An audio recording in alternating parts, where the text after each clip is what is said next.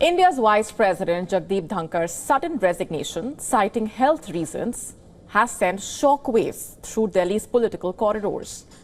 The abrupt move, announced on the very first day of the monsoon session, caught both the ruling party and the opposition off guard, prompting immediate political huddles and strategy resets. Prime Minister Modi's brief acknowledgement on social media, merely stating that Dhankhar had served in various capacities, stood out in a way. The subdued tone of the message sparked inquisitiveness and unease in political circles, leading to murmurs about whether there were underlying tensions.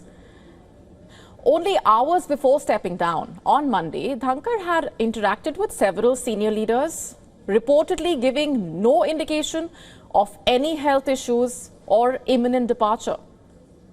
His sudden exit has fueled questions about the timing and the motive, especially from the opposition benches. Listen in. This looks like one of those Soviet-style resignations when in those days when high-ranking officials were asked to go citing medical reasons. Opacity इनका hallmark हो गया है, गैर पारदर्शिता। कोई निर्णय क्यों होता है, क्यों कोई व्यक्ति बीच अपने कार्यकाल में इस्तीफा दे देते हैं, ये पूरी सरकार पर प्रश्न है। ये विपक्ष है, इनका काम है बोलना।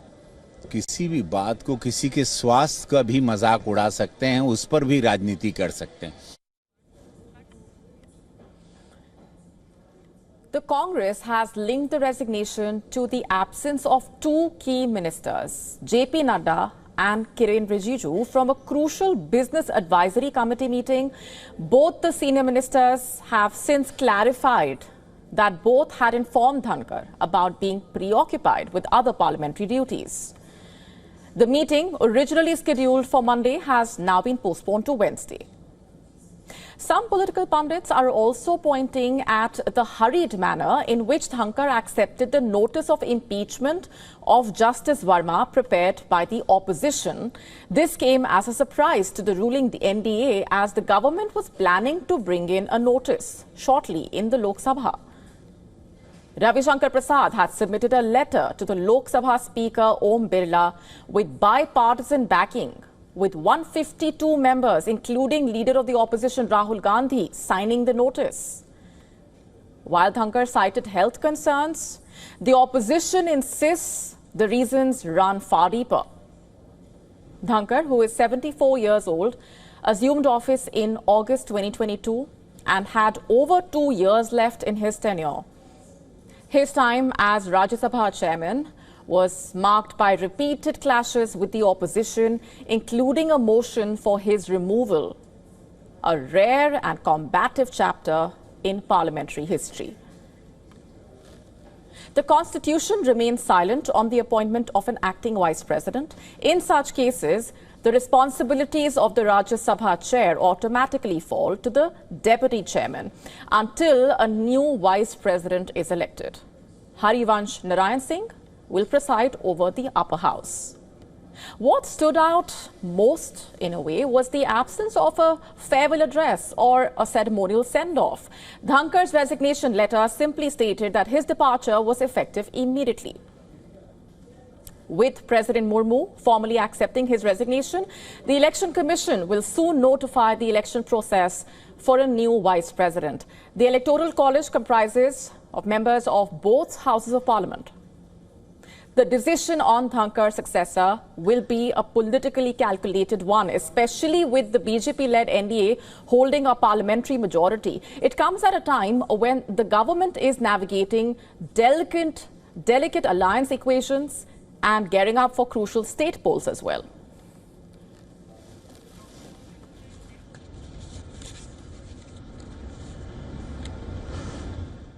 नमस्कार दोस्तों,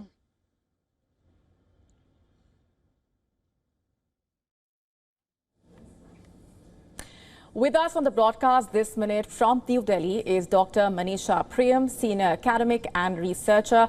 Thanks very much for being here. Let me begin by asking you for your assessment of what's unfolded in the last 24 hours or so. a lot of questions at this point. The timing is being questioned. There are questions over whether there are underlying tensions, the motive, and so on and so forth. What do you make of what's happening? See, I mean, there could have been underlying tensions, but there has to be something very specific that we need to be able to point to. Given the fact that this resignation comes on day one of the opening of the parliament for the very important monsoon session, and the monsoon session is also the one that comes after the very tragic incidents at Baisaran in Pahalgam, and also after our war with Pakistan, the Operation Sindoor.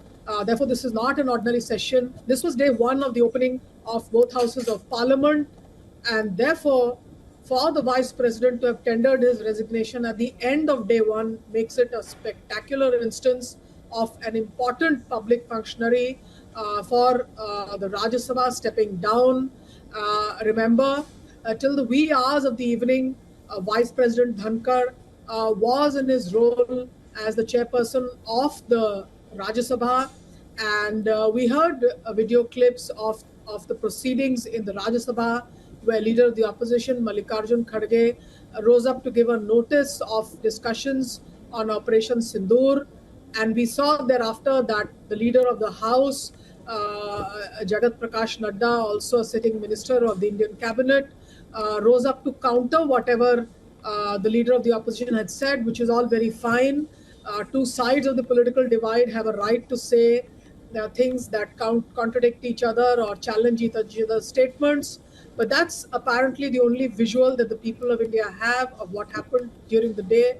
Of course, we now have news saying that the Business Advisory Committee meeting had not been attended by the two ministers of the government. So surely there may have been something that lay in the background, but very dramatic to see India's vice president and the chairperson of the Rajya Sabha resigning at the very end of the day, in which he led the Rajya Sabha and saw its conduct in a very efficient sort of way, as he normally did.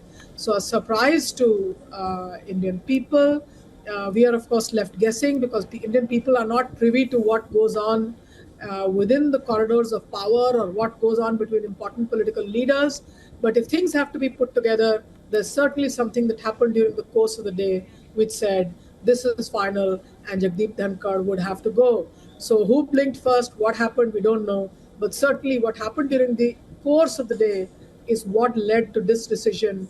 And it must have been a very tough decision for the government also, remember.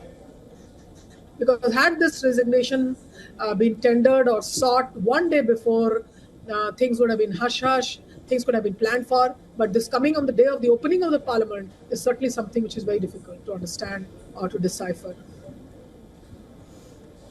Right. What do you make of the questions that have been raised over what's being called the hurried manner, in a way, in which Dhankar did accept the notice of impeachment of Justice Verma by the opposition, which caught the ruling NDA government by surprise, in a way? Yeah, I mean, certainly it seems that there have been a couple of things where there's not been a one-to-one between the vice president in his role as the chairperson of the Rajya Sabha and the government of the day, which is why the two ministers did not attend the Business Advisory Committee meeting. Remember, the Business Advisory Committee meeting is very important because it is here that the ministers of the cabinet come at the behest of the leaders of presiding officers of the houses, and discussions are held with other parties so that the smooth conduct of business can happen in the house. For the government to miss that meeting is certainly an important indicator that something was amiss with respect to an understanding between how the vice president was leading the Rajya Sabha in his role as chairperson, and certainly the issue of acceptance of the motion against the top judicial officials could have been one possible. There could have been many others, but this could be one possible reason, yes. Right. Before I let you go, a quick comment also on how significant what happens from here onwards will be, because the question over a successor also, a lot hinges on that. So these are all constitutional positions and need to be filled in through a process. Both houses of parliament will get together to elect another vice president for India. Remember, India needs to have a vice president. There are important step-in responsibilities that the vice president has, and I do believe that a notice may have gone out from the Ministry of Home Affairs in this regard. How soon it will be held, I do not know. There are guessworks on who could be a possible candidate. People say that there are elections in Bihar. But if we go on to that, yes, there are elections in Bihar, but then there'll be elections in Bengal, then there'll be elections in Tamil Nadu. The BJP also has a strategy of women's leadership being promoted leading up to the 2029 elections. But all of these are guessworks, because certainly 24 hours is not enough for any political party to pull up all their strategies with respect to how they will move ahead. Right. But what is very clear is that the post of the vice president is a constitutional post and will be filled in by the procedure provided in the constitution, which is by election through members of both houses of parliament. And this is how it will be filled in. For the moment, Harivansh, the deputy chairperson, filling in that role. Yes. And one needs to see whether he will be elevated to this role or whether there will be other candidates who will come in. That's for us to see. All right, Dr. Manisha Prem, appreciate very much for joining us here.